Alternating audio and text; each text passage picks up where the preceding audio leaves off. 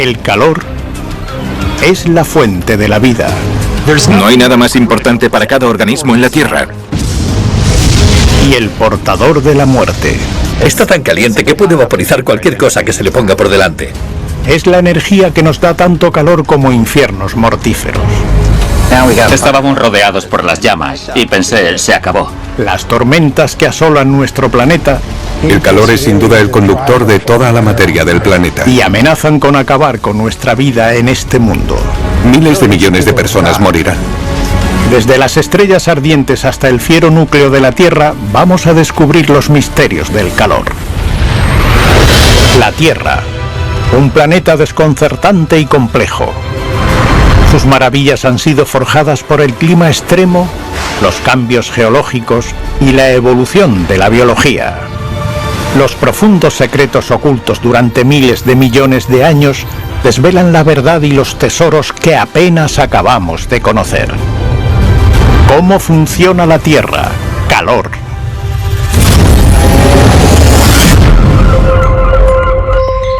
Nuestro hogar es un planeta que rebosa vida. Las plantas y animales se cuentan por miles de millones. Pero hay una cosa sin la que no podría existir. Todos los organismos del mundo necesitan energía y esa energía proviene del calor. El calor es quizás el elemento más infravalorado para la vida en la Tierra. El calor se define como la transferencia de energía térmica de un objeto o sistema a sus alrededores. En la Tierra, este efecto es asombroso. El calor, ya sea del núcleo de la Tierra o del Sol, tiene un gran impacto sobre cómo funciona nuestro planeta, desde las profundidades del océano hasta lo más alto de la atmósfera. El calor que genera nuestro clima impulsa las corrientes de nuestros océanos y también estimula el paisaje de la Tierra, siempre en constante cambio. Crea nuevas tierras mientras destruye otras. El calor es algo único e indispensable para la vida, pero también es la fuerza más destructiva que conocemos. Climas extremos, incendios forestales, volcanes, todos pueden dañar y destruir ciudades, incluso países enteros en solo un instante. El calor puede trasladarse por el movimiento de un líquido. Convección. Por contacto directo. Conducción. O a través de ondas electromagnéticas. Radiación. Para descubrir de dónde proviene la mayoría de nuestro calor, debemos mirar hacia arriba. La gran mayoría del calor proviene del Sol a través de la radiación. La puedes sentir en tu piel cuando el Sol está brillando en un día soleado. Nos llega tan solo una pequeña fracción de toda la energía que genera el Sol, en torno a 1 o 2.000 millonésimas, pero es suficiente para dar calor a todo nuestro planeta. La superficie del Sol arde a unos 5.600 grados. Es tan enorme que podrías meter dentro más de 1 millón de tierras. Lo que hace que el Sol sea tan importante no es solo su tamaño y temperatura, sino su localización. El Sol se encuentra a unos 150 millones de kilómetros de la Tierra. Y es una posición muy buena, ya que no le llega demasiada luz solar, pero sí la suficiente. A esta zona en torno a una estrella se le llama la zona de habitabilidad. Mientras el Sol arde, este emite calor en forma de radiación solar. Esta atraviesa el vasto vacío del espacio a 1080 kilómetros por hora, llegando a la Tierra en 9 minutos y 20 segundos. La radiación del calor no requiere un medio. Piensa en ello como si fuese una onda electromagnética que golpea la superficie y ésta se calienta en el proceso. Parte del calor radiante del Sol se desvía de vuelta hacia las nubes, la nieve y el hielo de nuestro planeta. La materia absorbe la energía solar restante, incluyendo las rocas, el agua y el aire. Las moléculas vibran más rápido cuando se calientan, lo que les da energía cinética. Esto es lo que afecta a la temperatura de nuestro planeta. Pero la forma en la que la Tierra regula su propia temperatura es lo que la hace única. Tenemos una atmósfera que nos aísla y mantiene protegidos de los grandes cambios de temperatura entre la noche y el día, cambios que otros planetas que orbitan en torno al Sol sí tienen. La atmósfera posee principalmente 5 capas. El área que más nos incumbe es la troposfera, que alcanza en algunos sitios los 20 kilómetros hacia arriba. Aquí ocurre todo lo relacionado con el clima. El papel que juega el calor en nuestro clima es el de poner en marcha el motor de todo. Es el que maneja el tiempo en nuestro planeta. Descubramos cómo el calor maneja el clima en la troposfera. La radiación del Sol calienta la superficie del planeta a diferentes ritmos. Las superficies calientes transfieren el calor al aire y este sube, formando áreas de baja presión. En áreas más frías, el aire cae, creando zonas de alta presión. La diferencia en la presión mueve el aire por todo el planeta, lo que ayuda a la creación de patrones meteorológicos. Eso es el viento, es en resumen el movimiento del aire desde zonas de alta a baja presión. Un sistema de baja presión puede ser peligroso al estar sobre un océano cálido, lo que hace que los vientos se alcen con una fuerza cataclísmica.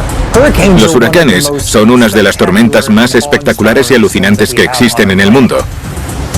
Los ciclones tropicales impulsados por este calor pueden generar lluvias torrenciales con nubes que amurallan el ojo de la tormenta a baja presión. Estas y otras formaciones de nubes son vitales para preservar la vida, pues distribuyen la humedad a cada rincón del planeta. Lo necesitamos para vivir. Nos provee de los ciclos del agua, nos trae el agua de los océanos, al llover sobre la Tierra y darnos agua fresca. El calor del Sol lleva siendo el combustible del clima del planeta miles de millones de años. Para comprender cómo se ha mantenido caliente durante tanto tiempo, debemos descubrir de dónde proviene su energía. Nuestro Sol nació hace unos 4.600 millones de años en una enorme nube en espiral de polvo y gas llamada nebulosa solar. Su gravedad atrae más del 99% de la masa de todo el sistema solar y crea una gran pelota de hidrógeno y helio. Esta bola colapsa sobre su propia gravedad y esta intensa presión aplasta los átomos de hidrógeno, fusionándolos y transformándolos en helio a la vez que desprenden un calor abrasador en el proceso. Esta es la fusión nuclear, la reacción más potente del universo. El Sol transforma un elemento en otro, el hidrógeno en helio. Y al hacer esto, parte de la masa se convierte en energía que poco a poco se desplaza desde el centro hacia la superficie del Sol y se irradia hacia nosotros.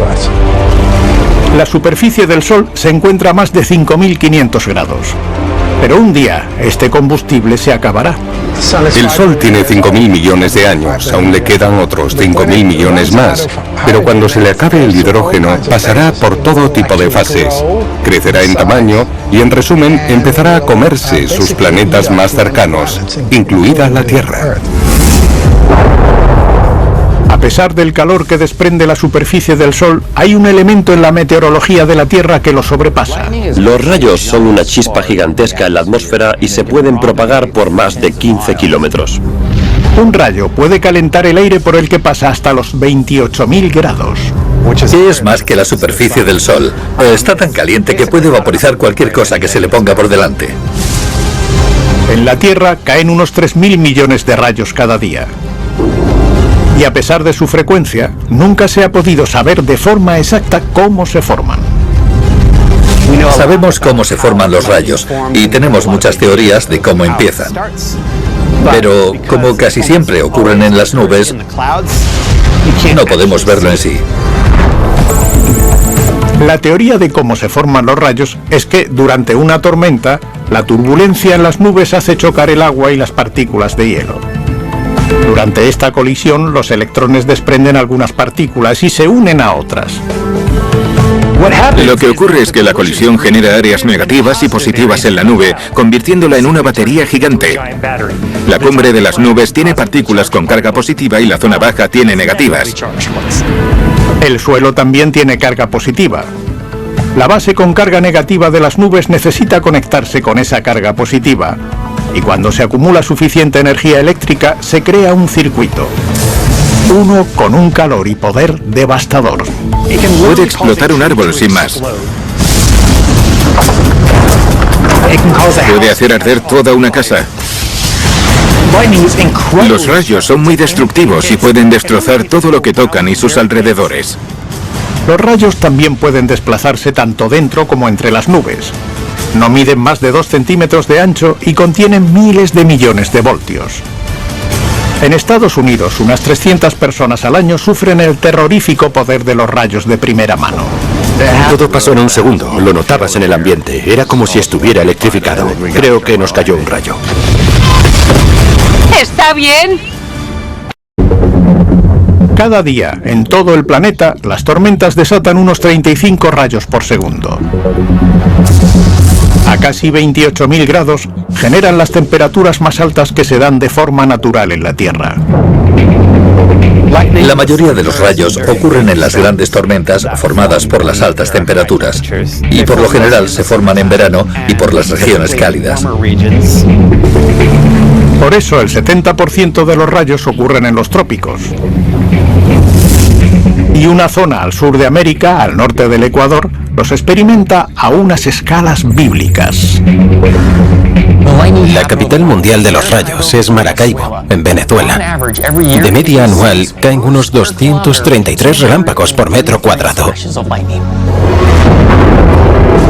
El cielo sobre Maracaibo es donde las corrientes de convección creadas por las montañas y lagos cálidos se unen, creando tormentas eléctricas durante casi la mitad del año.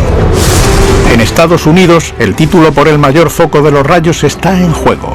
Texas, debido a su tamaño, recibe incluso más rayos que Florida. Aún así, hay un lugar en el centro de Florida que se lleva el premio.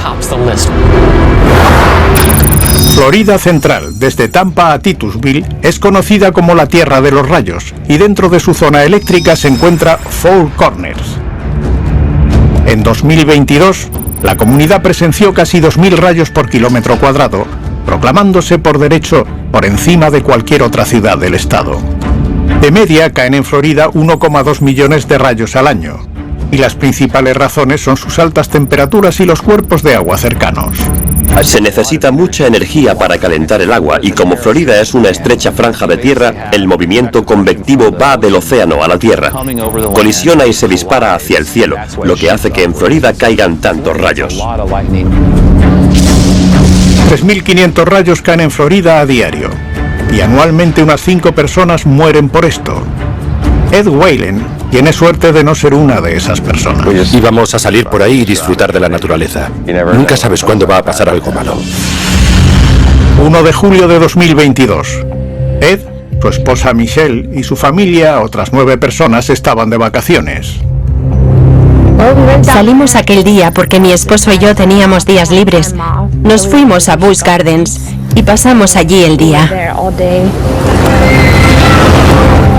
La familia de los Whalen conducía de vuelta al hotel por la I-75 cerca de San Petersburgo. Ed estaba en un coche mientras que Michelle le seguía por detrás y el cielo estalló en rayos. Estábamos todos boquiabiertos. Pensé que era precioso. Era como un espectáculo maravilloso de relámpagos. Mientras Michelle sacaba su móvil para grabar el espectáculo de luces, 1.000 millones de voltios de electricidad golpearon la furgoneta de Ed. Todo pasó en un segundo, pero notabas que el aire estaba electrificado. Entré en pánico porque no sabes lo que le pasa a la gente dentro del coche cuando les cae un rayo.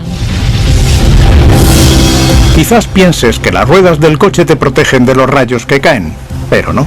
En cambio, el cuerpo del coche transfiere la corriente en torno a quien está dentro y hacia el suelo. Por lo que aunque la apreciada furgoneta de Ed se calcinó, la gente en el interior no. Nos desviamos hacia un lado de la carretera y entonces empezó a entrar humo en la cabina. Salimos pitando del coche y corrimos hacia la furgoneta que teníamos detrás. Fue allí cuando aprendí que siempre piensas que estas cosas no te van a pasar a ti. La vida es corta y puede acabarse en un instante. Que un rayo caiga sobre una persona es raro. En un año las posibilidades son menores a 1 entre 1 millón. Este hombre sobrevivió, pero otros no son tan afortunados. La piel conduce la electricidad de los rayos y muchas veces ves señales externas de las heridas por quemadura, pero no debes subestimar la cantidad de quemaduras internas que deja. Cuando un rayo pasa a través del cuerpo, puede llegar a destruir vasos sanguíneos, detener el corazón o incluso dejar efectos a largo plazo. El cerebro depende en gran parte de la actividad eléctrica, por lo que cualquier elemento que interrumpa esos impulsos eléctricos al cerebro, tales como los rayos, puede causar daños cerebrales a largo plazo. Una descarga directa es solo una de las formas en las que un rayo puede caerte encima. Descubramos qué otras formas de impacto hay. Una descarga lateral ocurre cuando el rayo golpea un objeto cercano más alto y parte de esa corriente rebota en una persona. Una corriente terrestre se da cuando la energía viaja a través del suelo. Esta es la mayor causa de muerte y lesiones por rayos. La conducción ocurre cuando la electricidad de un rayo viaja por cables, cañerías u otras superficies metálicas como las vallas. Siempre hay formas de minimizar el posible daño letal que estos infligen. Durante una tormenta eléctrica, lo ideal es estar a cubierto. Y por si algún casual no tienes dónde ponerte a cubierto, hazte un ovillo. No te tumbes en el suelo, ya que si el rayo impacta cerca de ti, quizá hayan corrientes en el suelo que pueden fluir un par de metros hacia ti y pararte el corazón, por ejemplo. Las nubes no son lo único que producen rayos. Durante las erupciones volcánicas, la fricción entre los miles de millones de partículas en las cenizas y el humo que expulsa el cráter generan unos maravillosos espectáculos eléctricos. Tienen esos lugares cargados, parecidos a una tormenta, y ves unas tremendas y brillantes explosiones de energía eléctrica que salen desde la propia pluma mantélica del volcán. Tales rayos son a menudo inofensivos, ya que se localizan dentro y alrededor del volcán. Pero es otra clase de calor arrojada por estas bestias, la sustancia más letal en la naturaleza.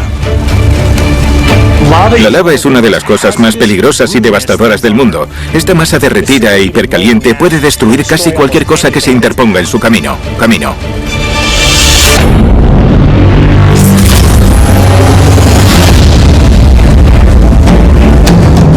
Nuestro planeta tiene unos 1500 volcanes activos.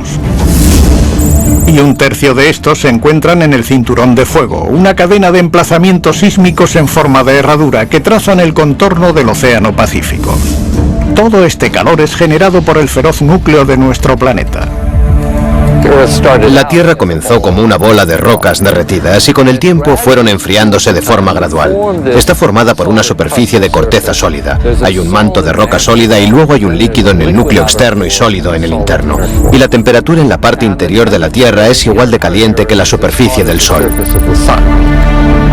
Nuestro núcleo, de unos casi 3.400 kilómetros de diámetro, puede llegar a temperaturas de más de 5.500 grados. Gran parte de este calor se contiene y almacena en el manto sólido, que constituye un 85% del volumen total del planeta. El calor del núcleo derrite el manto en algunas zonas, como una gigantesca lámpara de lava, provocando que una gran cantidad de rocas derretidas asciendan hacia la superficie terrestre. El calor de la Tierra hace que la roca se sobrecaliente. Una roca caliente es menos densa por lo que asciende, y cuando sube hacia la superficie da como resultado erupciones de magma. Cuando el magma asciende a la superficie se convierte en lava, que puede alcanzar temperaturas de más de 1200 grados. Esto crea uno de los acontecimientos más asombrosos y peligrosos del mundo.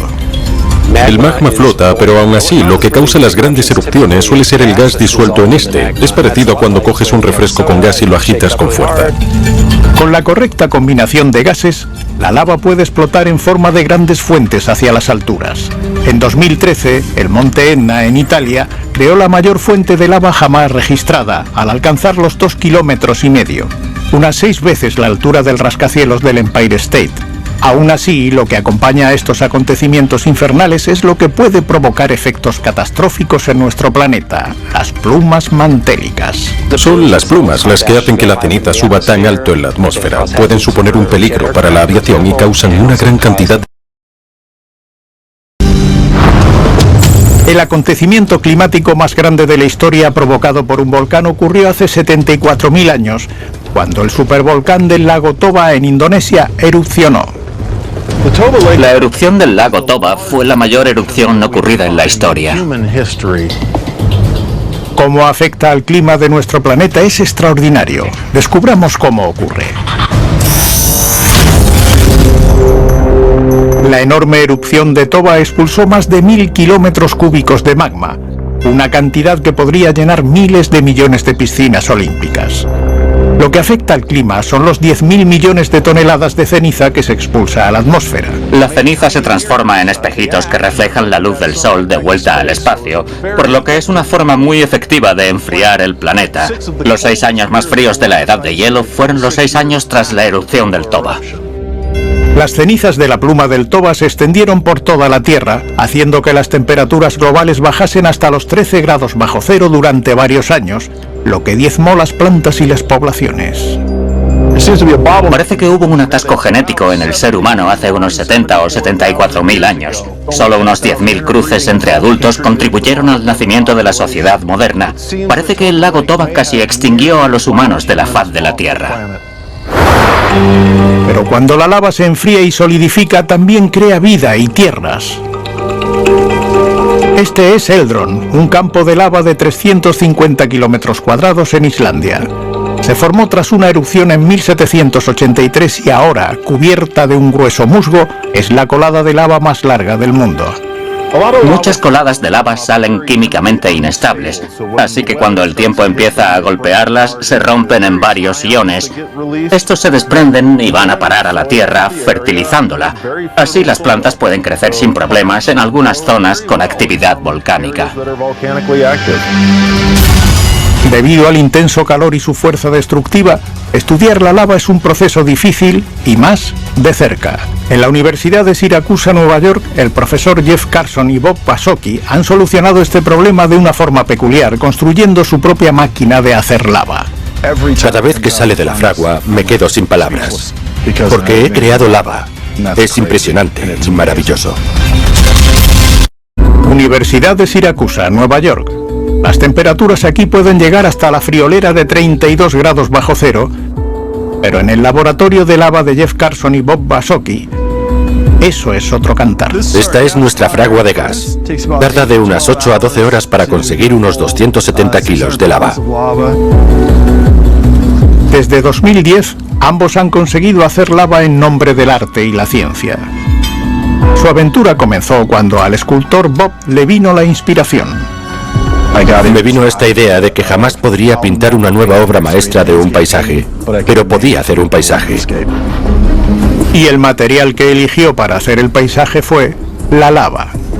Intento crear la colada de lava perfecta, como la que se encuentra en la naturaleza. Para ello, Bob reclutó a Jeff, profesor de la Escuela de Estudios Medioambientales, que a su vez es un experto en lava. Cuando Bob me habló de su idea, me pareció un poco alocada. Pero cuanto más lo pensaba, más me daba cuenta de que crear coladas de lava de varios metros de largo sería una muy buena forma de acortar el trecho que separa la lava de su investigación. Para preparar una tanda, llenan un horno revestido con trozos de basalto sólido recogido de campos de lava de 1.000 millones de años en Wisconsin y lo encienden. Cuando los trozos alcanzan los 1200 grados, comienza el espectáculo. Antes de derretirse, llegan a los 1200 grados y tarda unas 12 horas en llegar a esa temperatura. Y cuando sale del horno, es maravilloso. El equipo, al verter el basalto derretido de forma inclinada, puede crear coladas de lava que fluyen a toda velocidad o erupciones explosivas. La temperatura, la composición, la ratio a la que echamos la lava, podemos controlar todo eso y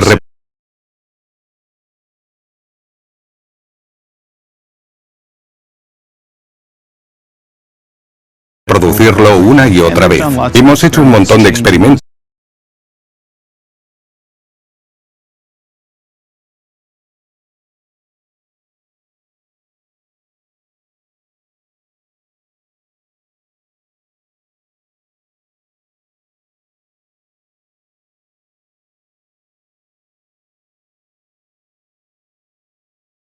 Cambiando la inclinación y el ritmo del flujo para producir distintas formas.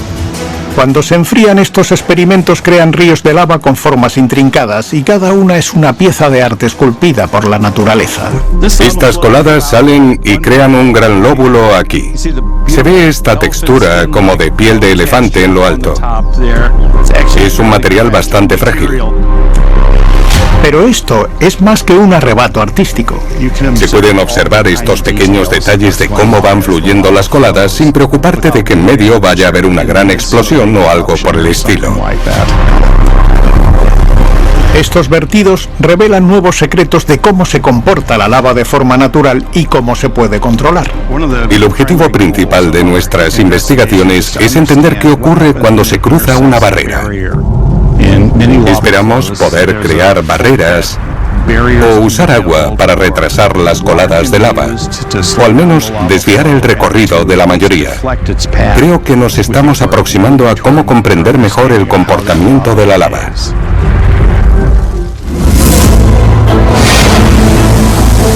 Nuestro planeta tiene otras formas de expulsar el calor que genera su núcleo. Y los géiseres son una de estas. Geyser o geysir en islandés es una palabra de Islandia que se traduce como algo que sale a borbotones o un hombre calientes como los de Islandia, se aprovecha el increíble calor y energía que proveen estas erupciones. En este parque geotérmico hay un geyser llamado Stokkar. Erupciona cada 10 minutos y produce una columna de agua de unos 320 metros de altura. Pero en esta tierra de hielo y fuego los géiseres son raros. Para descubrir por qué, debemos ver cómo se forman.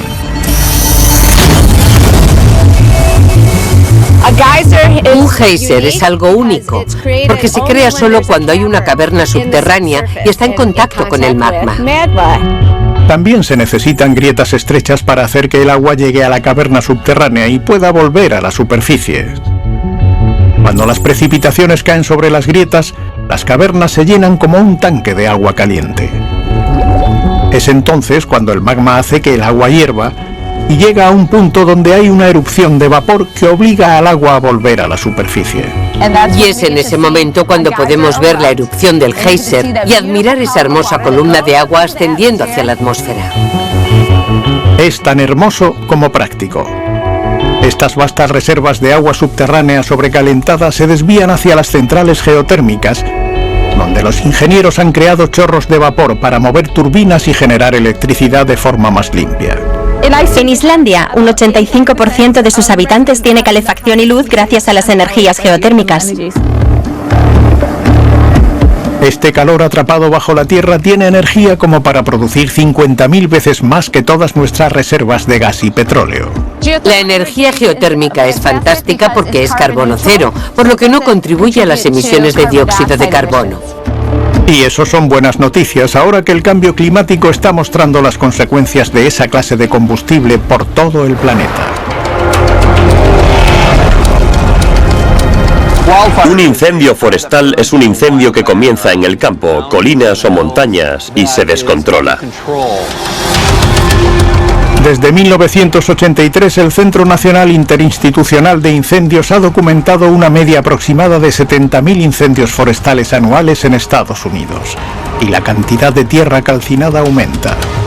La razón de que los incendios forestales sean cada vez más frecuentes es el cambio climático, el cual da paso a incendios forestales más grandes y peligrosos. La actividad de un incendio aumenta cuando hay sequía o sucesos climáticos extremos. Las sequías resecan la tierra y crean el combustible ideal para los incendios forestales. Solo se necesita una chispa. Los incendios forestales tienen varias causas. Por lo general, 9 de cada 10 incendios forestales son causados por el ser humano y el otro 10% por rayos o causas naturales. Los incendios se extienden a una media de 22 km por hora, pero los pueden acelerar los vendavales y pueden moverse a más velocidad. Durante el incendio forestal de Maui, en 2023 se estima que los vientos de hasta casi 100 km por hora hicieron que las llamas avanzasen a más de 1,5 km por minuto. La Jaina quedó destrozada. Las temperaturas en los incendios forestales rondan entre los 500 y los 1300 grados en los más intensos. Cuando queman un vehículo derriten todo el motor. Todo el aluminio se convierte en una especie de charco que parece agua. Sorprendentemente, los incendios forestales más grandes pueden incluso generar su propio clima. Los pirocumulonimbos son nubes de tormenta creadas por una altura en la atmósfera y tienen corrientes ascendentes gigantescas similares a las superceldas de las tormentas. Cuando el intenso calor obliga al humo del incendio a ir hacia la atmósfera, se enfría, lo que condensa el agua de la ceniza y forma una nube. Las turbulencias en la nube generan rayos y vendavales que invocan a un demonio incendiario de polvo llamado remolino de fuego. Estos remolinos pueden ocurrir en cualquier momento y en cualquier incendio. Los vemos en pequeños incendios campestres y los vemos en grandes incendios forestales. Estos remolinos de fuego, impredecibles y violentos, arrastran y expulsan aún más ascuas por el bosque. Pero hay un fenómeno aún más raro y destructivo. Un tornado de fuego. La diferencia entre un remolino y un tornado de fuego es, por lo general, la escala en términos de profundidad horizontal y vertical. Al contrario que los remolinos de fuego, que suelen durar unos pocos minutos, estos seres infernales pueden crecer hasta los 90 metros de altura y su ira dura hasta 1 hora. Descubramos cómo se forman los tornados de fuego. El factor clave en la formación de estos tornados es una gran nube pirocumulonimba. Cuando el aire caliente sube y se condensa formando una nube, se aspira aire del suelo para sustituirlo. Y cuando este viento cortante está presente, comienza a rotar. El viento ascendente funciona como una chimenea. Las corrientes ascendentes se vuelven más fuertes y también el viento que fluye, y entonces se desata el tornado de fuego. Los vórtices generados por el fuego son raros a gran escala, porque no se forman tan a menudo. El primer tornado de fuego documentado ocurrió en Australia en 2003. 15 años después, un suceso se desató al norte de California, el cual dio paso a uno de los tornados de fuego más destructivos de la historia de Estados Unidos. 1:15 de la tarde, 23 de julio de 2018. Las chispas de una llanta de acero de un neumático pinchado prenden fuego a la vegetación y el incendio Carr estalla. Aunque muchos pudieron escapar del tornado de fuego, otros se vieron atrapados en algo mucho peor. Un remolino de llamas ascendentes. ¿Cuál es su emergencia? Estoy en una excavadora. Creo que no voy a sobrevivir mucho más. El mundo arde.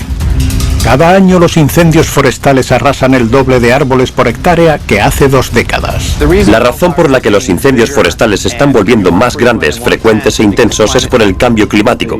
La mitad occidental de Estados Unidos y otras partes del mundo se están secando y el planeta se está calentando cada vez más. Esto da pie a mayores incendios. California se encuentra en primera línea de la crisis. Desde 1972, la cantidad de hectáreas destruidas por los incendios se ha quintuplicado.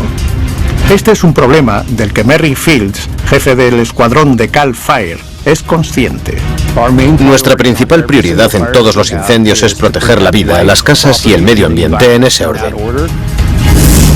Eso fue lo que hizo su escuadrón el 25 de julio de 2018. El incendio Carr llevaba 3 días y su equipo intentaba contener varios focos que asolaban la parte oeste de la ciudad de Redding, en California. Estaba a más de 1500 metros de altura sobre ellos, vigilando el foco principal del incendio mientras ardía en la zona oeste del río Sacramento. Los equipos de bomberos comenzaron a intentar controlar un foco de casi 2000 hectáreas. Pero en la tarde del 26 se extendió unas 6 veces su tamaño, lo que forzó a miles de residentes a desalojar. Sabía que estábamos en problemas nada más ver cómo el fuego estaba actuando, y mi principal objetivo era sacar a todos esos civiles de allí. Cuando las llamas comenzaron a subir la intensidad, un gigantesco tornado se alzó sobre la tierra calcinada, de unos 30 kilómetros de ancho. Ardía el doble que un incendio forestal normal debido a los vientos de hasta 230 kilómetros por hora. Sabía que la cosa iba mal, pero no fui consciente de la gravedad de lo que acababa de pasar.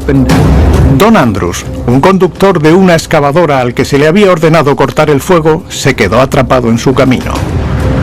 Aquello sonaba como el sonido de un avión aterrizando. Estábamos rodeados por las llamas y pensé que todos a mi alrededor estaban muertos. Solo podía pensar en que necesitaba a alguien que viniese y recogiese mis restos cuando todo terminase. La excavadora de Don estaba equipada con cortinas de aluminio y cerámica ignífugas. Y a pesar de eso, se estaba asando vivo. Las ventanas explotaron y entré en pánico. Pensé que de esta no salía vivo. Estaba jodido. ¿Cuál es su emergencia? Estoy dentro de una excavadora en Buenaventura, en Lake Avenue. Creo que no voy a sobrevivir mucho más. ¿Puedo darle el número de mi esposa y decirle que la quiero? Pensaba que era solo cuestión de tiempo que la excavadora ardiese. El fuego entró en la cabina 2 veces. Tomó el asiento entre mis piernas y pensé, aquí se termina todo. Milagrosamente, el tornado de fuego se fue tan rápido como había venido y Don pudo salir con vida. Tras recuperarse en el hospital de inhalación de humo, quemaduras y cortes, decidió volver a la primera línea de batalla para atacar el incendio. Cuando ves todas esas casas calcinadas, todo en llamas, piensas que estás aquí, sentado sin más y sin hacer nada. Necesitaba volver al ruedo, volver allí. Tras arrasar con más de 90.000 hectáreas, el incendio de Car se controló por fin el 30 de agosto. Más de 1000 casas sucumbieron a las llamas, otras bajo el poderoso tornado de fuego. El tornado de fuego de Car fue catalogado como un tornado escala EF3 en términos de daños. Hubo numerosos destrozos, árboles derribados, coches volcados y otros calcinados. Aunque son raros, en los últimos años los tornados de fuego se han visto cada vez más. En 2020 el Servicio Meteorológico Nacional informó de un aviso de tornado de fuego en California, el primero de su tipo en la historia. Aunque los incendios forestales pueden ser mortales, hay otra forma de calor que es mucho más peligrosa. Mucha gente no es consciente de que el calor es la principal causa de muerte en nuestro planeta cuando hablamos de fenómenos meteorológicos. Mata a más personas que cualquier otro tipo de fenómeno meteorológico. Las olas de calor son periodos prolongados de un calor abrasador, a veces con humedad. Se forman cuando la alta presión comprime la atmósfera, forzando al aire caliente a descender y atrapándolo cerca del suelo. Una de las olas de calor más mortales jamás registradas ocurrió en 2010. Fue en Rusia y fueron una serie de olas de calor que asolaron la región. Esta se llevó unas 56.000 vidas. El estudio del cuerpo humano nos permite descubrir qué ocurre cuando éste se sobrecalienta. Seguramente habréis oído hablar de la hipotermia cuando nuestros cuerpos están demasiado fríos y temblamos, pero en el otro extremo tenemos la hipertermia, que es cuando el cuerpo está tan caliente que no puede regularse. Cuando hay demasiado calor y humedad, nuestro sudor no puede evaporarse de forma efectiva, por lo que nuestra sangre cerca de la piel no puede enfriarse. El corazón hace un mayor esfuerzo en bombear más sangre por el cuerpo, lo que incrementa el riesgo de ataque al corazón. Si la temperatura corporal sube a más de 40 grados, los órganos empiezan a fallar y las células comienzan a morir, provocando un golpe de calor. Al igual que los incendios forestales, las olas de calor han aumentado en frecuencia y gravedad. Estos mortíferos fenómenos se sienten con más fuerza en las ciudades debido al efecto conocido como isla de calor urbano. Se le llama isla de calor urbano a todo el calor que el cemento, asfalto y edificios de una ciudad absorben durante el día. Este calor se retiene y luego se reemite, creando un área similar a una isla donde las temperaturas aumentan. El calor y frío intensos contribuyen a la muerte anual de millones de personas y miles de millones de animales por todo el planeta. Pero hay un organismo que puede sobrevivir a estas condiciones tan extremas tanto en la Tierra como fuera de esta. Tiene este superpoder mágico y es el único animal capaz de sobrevivir en el espacio.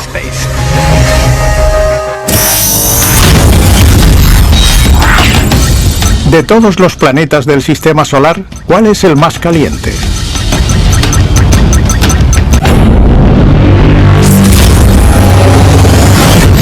El planeta más caliente de nuestro sistema solar es Venus.